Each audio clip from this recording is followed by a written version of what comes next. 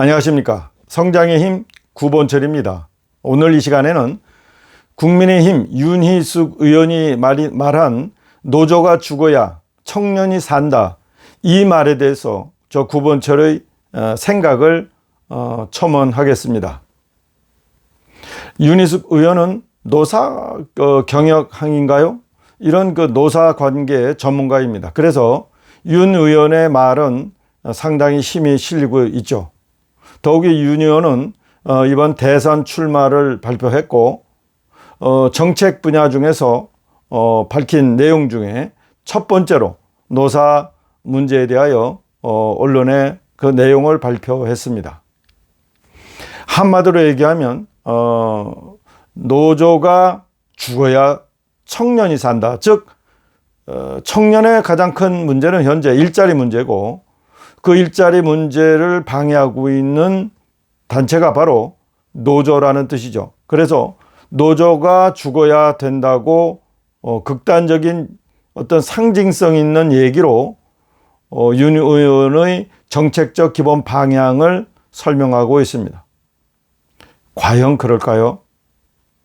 노조가 죽어야 청년이 살까요? 노조 문제에 관해서는 대한민국 헌법 제33조에 나와 있습니다. 단결권, 근로자의 이익을 위해서 단결권, 행동권을 보장하고 있습니다. 따라서 노조가 죽어야 된다는 의미를 우리는 다시 생각할 필요가 있습니다. 옛날에 미국에서 노조가 그렇게 극렬하고 강성일 때 미국의 동부 벨트인 펜실베이니아 쪽의 철강 산업 등 대규모 기반 시설 제조 분야는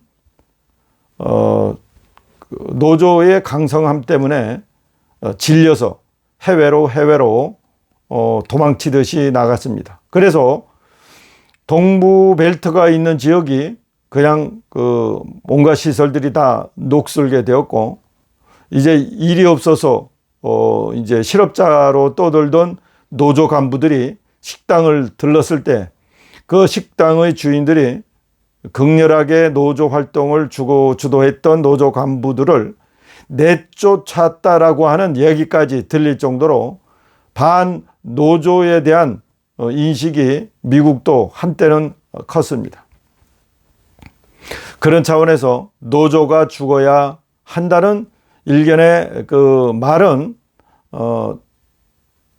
노조 때문에 고생을 겪고 있는 특정 집단에게는 굉장히 반가운 소리가 될 겁니다.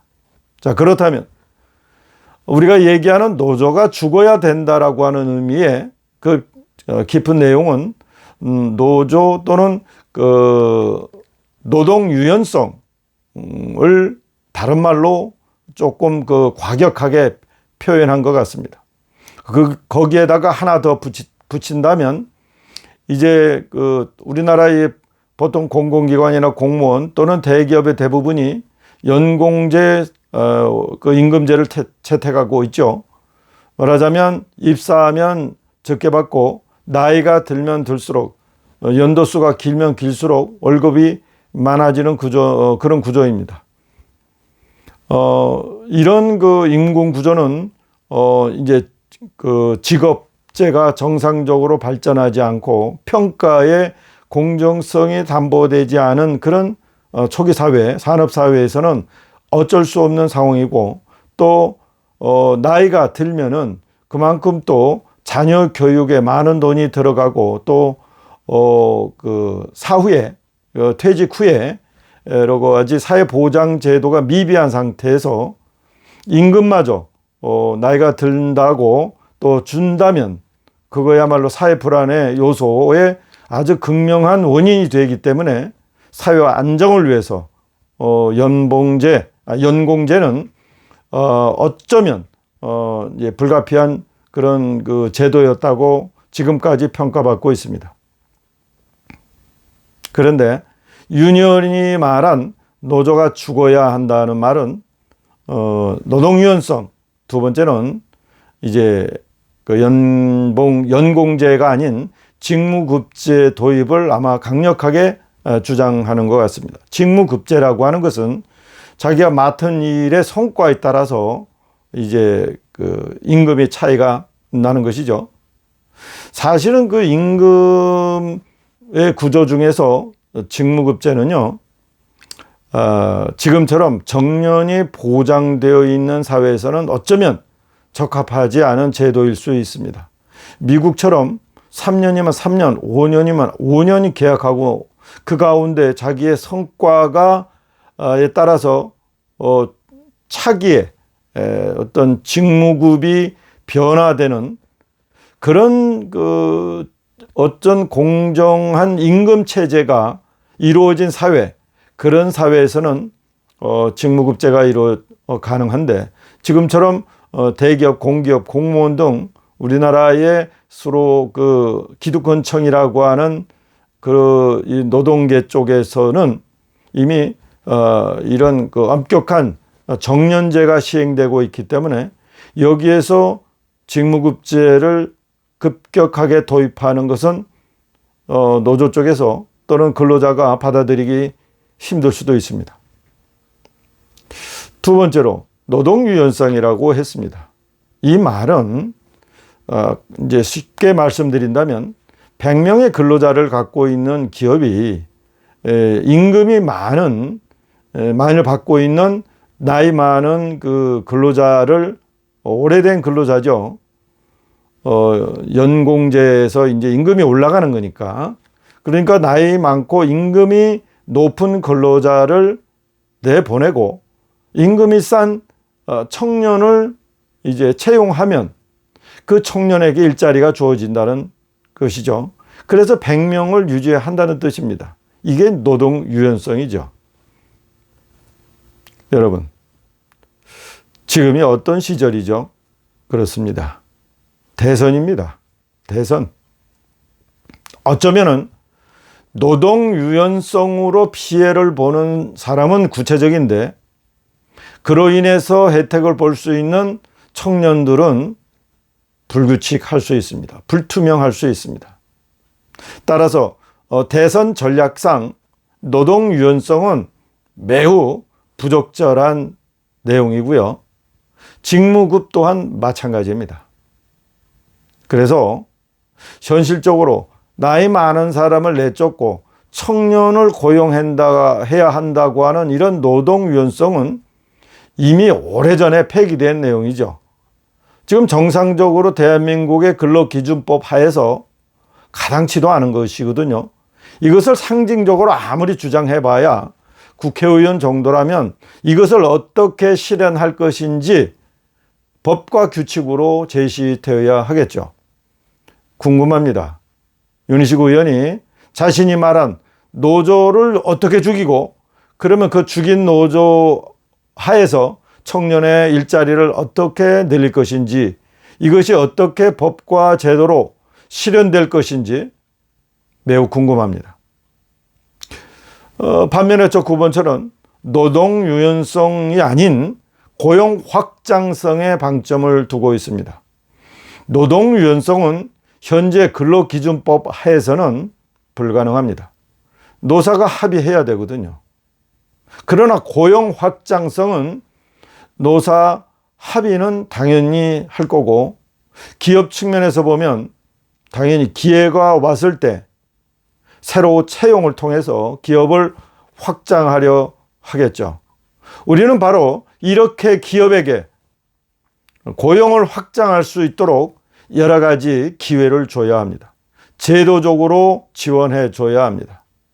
그래서 현재 문재인 정권이 말한 소득주도 성장 대신에 저 9번처럼 기업주도 성장 또는 근로주도 성장 또는 일자리주도 성장, 이것의 전체 상징을 블루 성장이라고 정의를 합니다. 기업에게 청년을 새롭게 고용할 수 있도록, 물론 기존에 고용한 근로자들의 신분의 변화 없이 말이죠. 말하자면 투자를 확대하고 기업을 확대하는 그런 기회를 갖도록 기업인에게 인센티브를 주는 것입니다. 이것이 정부가 할 일이지, 기존에 있는 근로자들을 내쫓고 또 새로운 청년들을 뽑는다고 해서 그게 청년들이 만일에 그걸 안다면 마음이들 편하겠습니까? 또 하나, 그렇게 되면 50대 중반의 근로자들은 대부분이 또 나와야 되는데 우리나라 형편상 이미 자영업 세계는 포화 상태가 이루어졌기 때문에 50대 중반에서 기업에서 나온 근로자가 할 것이 사실상 아무것도 없습니다.